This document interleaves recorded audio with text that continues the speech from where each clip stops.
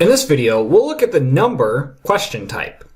So I'm going to create a question, and I'll just call it sample number question. What I'm going to do is select the question type number, which is the first one in that list. And the number question type asks the student to input a single number, but they cannot enter a computation.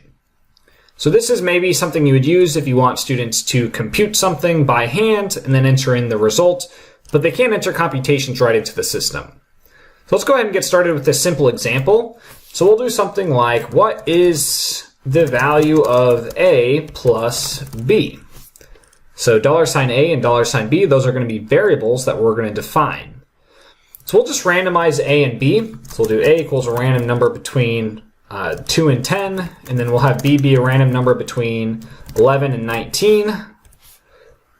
And then if we save and preview this, our student preview should be, what is the value of 5 plus 19? And those are going to be randomized. So we also need to tell the system what we want the answer to this question to be. So we're going to do $answer, and then we actually want the answer to be A plus B. Nothing super fancy here. So then if we save this and we go over to our student preview, now if we enter the answer, which is 19, we should get credit for that.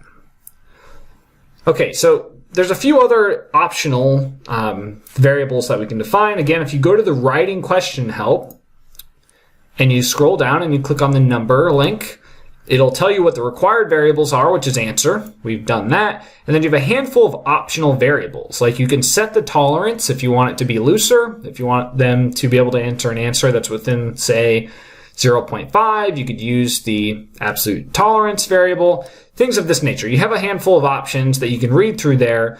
That gives you a list of options that you can add. So I'll close that out and just mention one variable that you might use. The answer box variable, you can add that to the question text, and that tells you the system where to put the answer box. So if we just put answer box right after the question, and then we quick save and preview, now, although it looks like it's on a new line, it's actually going to be on that same line. It's right where we place that answer box variable. So the answer box is a variable. You don't define the variable, but you can use it within the question text. Another one you might use is answer box size, which tells the system how large that answer box should be. So like how many characters can you fit in it? So default is 20. If we did 10, that should be like half the length. And so we can shrink up some of the answer boxes.